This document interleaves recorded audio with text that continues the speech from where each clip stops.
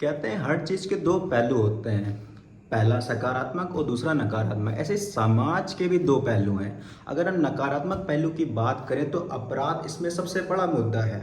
इन अपराध को या तो कम किया जाएगा या फिर उन्हें समाप्त किया जाएगा। इनको समाप्त या कम करने के लिए जिनकी आवश्यकता होगी वो होगा कानून।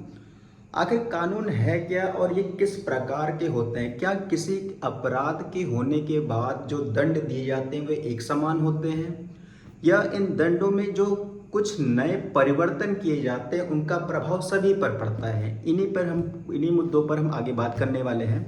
सबसे पहले जानते हैं कि क्या सभी लिखित रूप में जो लिखे हुए तथ्य हैं या फिर जो बातें हैं वे सारी कानून हैं क्या?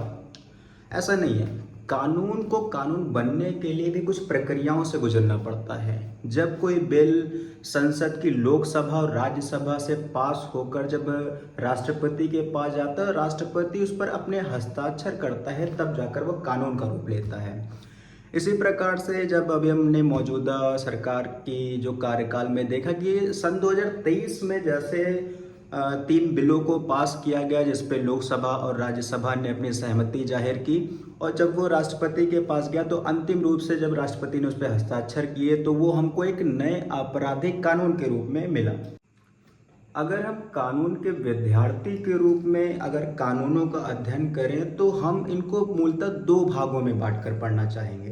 पहला मेजर एक्ट, दूसरा माइनर एक्ट। जो क्रिमिनल में मेजर एक्ट हैं आखिर ये हैं क्या, और इनमें कौन कौन से एक्ट आते हैं इनको भी जानते हैं। अगर हम 2023 के पहले की बात करें तो आपके मेजर एक्ट में इंडियन पिनल कोड जैसे आप आईपीसी, इंडियन एविडेंस एक्ट जिसको आप आईएए, और तीसरा था जिसमें आपको क्रिमिनल प्रोसीजर कोड जिसको आप सीआरपीसी के नाम से जानते थे।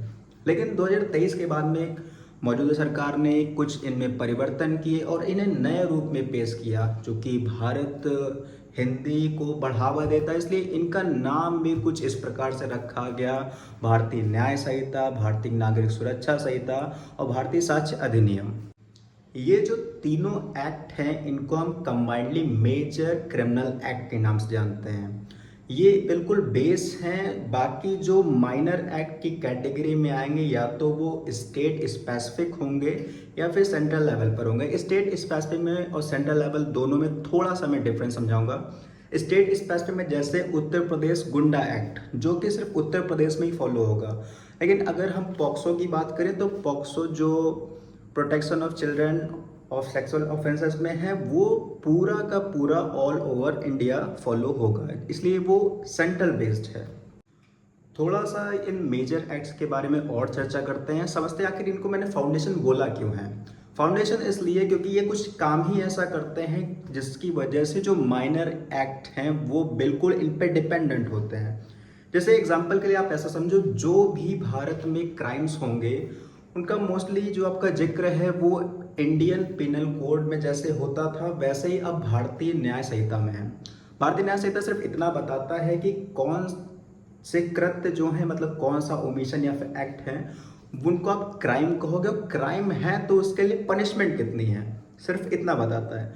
मई का जो पहले सीआरपीसी था जो कि अब थोड़ा चेंज होकर आपका भारतीय नागरिक सुरक्षा संहिता हो गया है, वो ये बताता है कि जो एक्ट हुआ है या ओमिशन हुआ है जिसको आप क्राइम कह रहे हो, इसका प्रोसीजर क्या है और इसके बाद इसका ट्रायल कैसे चलेगा। पुलिस अगर इन्वेस्टिगेशन कर रही है तो उसकी प्रक्रिया क्या होगी, और वो जब सेशन कोर्ट या फिर हाई कोर्ट या फिर अदर कोर्ट्स में जाएगा तो उसका प्रोसीजर क्या होगा। हर एक जुडिशियल ऑफिसर या फिर हर एक जो जुडिशियल बॉडी है उसकी पावर क्या है, उसका प्रोसेस क्या है, ये बताता है आपका भारतीय नागरिक सुरक्षा संहिता।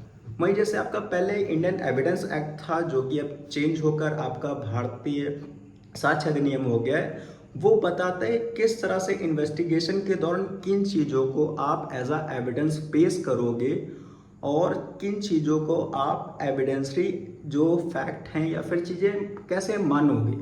अगर माइनर एक्ट की कनेक्टिविटी को मेजर एक्ट के साथ देखा जाए तो कुछ ऐसे समझिए कि जैसे माइनर एक्ट में आप विस्फोटक अधिनियम को लेते हो तो विस्फोटक एक्ट जो एक्सप्लोजिव एक्ट है उसमें जो भी चीज़ें दे रखी हैं वो उसका ट्रायल जो चलेगा वो बिल्कुल आपके सीआरपीसी के अकॉर्डिंग चलेगा।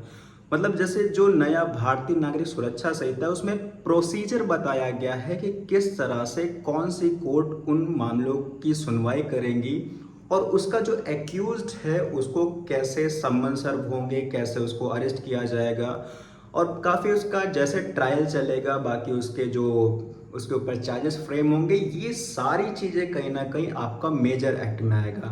तो इसीलिए मैंने बोला जो आपका मेजर एक्ट है वो फाउंडेशन है और माइनर एक्ट उसके ऊपर टिके हुए हैं, जो कि माइनर एक्ट अगर ना जो भी काम करेंगे उसके लिए मेजर एक्ट का होना जरूरी है।